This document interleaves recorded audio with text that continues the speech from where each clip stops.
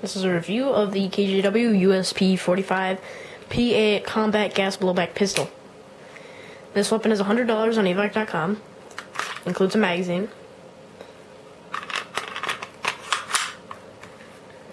And the features of this gun: it has a full metal slide, full polymer, high quality polymer, not ABS plastic, lower receiver, iron sights, iron night sights to be specific, double action and single action trigger, metal bolt catch, metal safety slash decocker, which is a nice feature, metal trigger, and metal magazine release.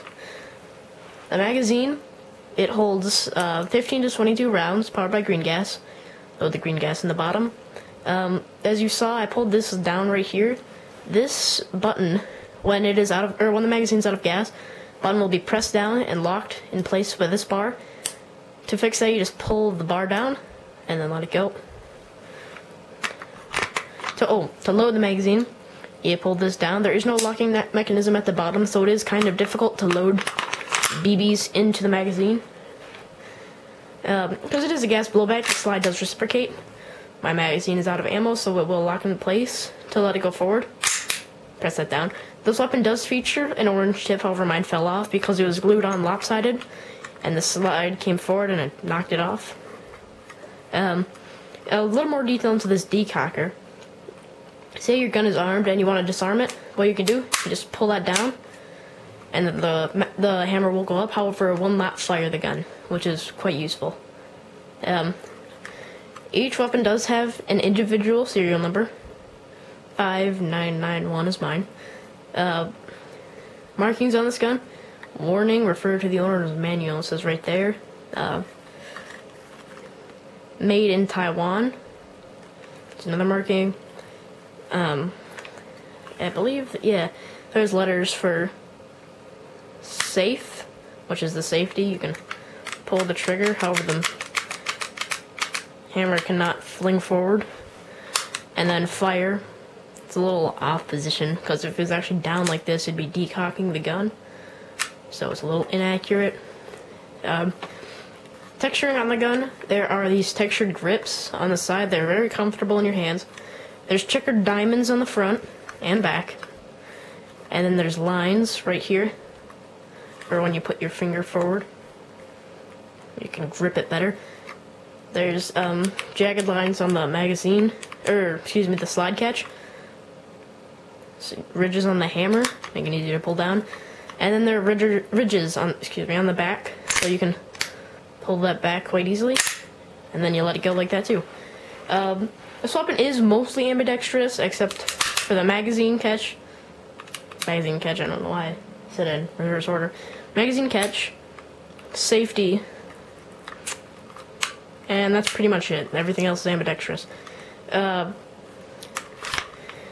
The disassembly of the gun is quite simple. I took out the magazine because that is a requirement of the disassembly. Then you slide the slide back until the little groove right there is flush with the little notch or little flap on the end of this piece, which is your magazine or your slide catch. And then you just pull it out. You're gonna keep that, otherwise you can't put your gun back together.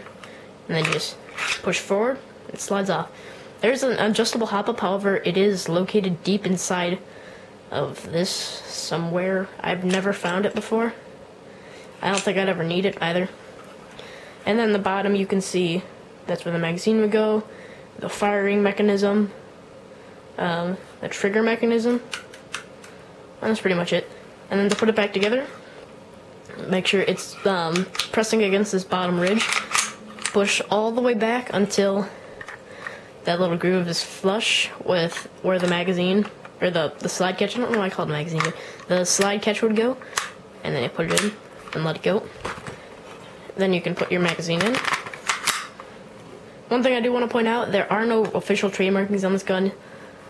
There would be something there, I believe it says USP 45 right there on the real weapon. However, I'm not familiar with the real weapon, so I'm going to say for sure.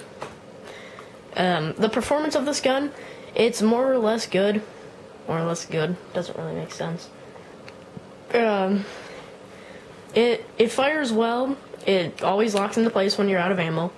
However, it is not the most gas efficient gun, and it sometimes leaks gas through this valve right here, which is a fixable problem.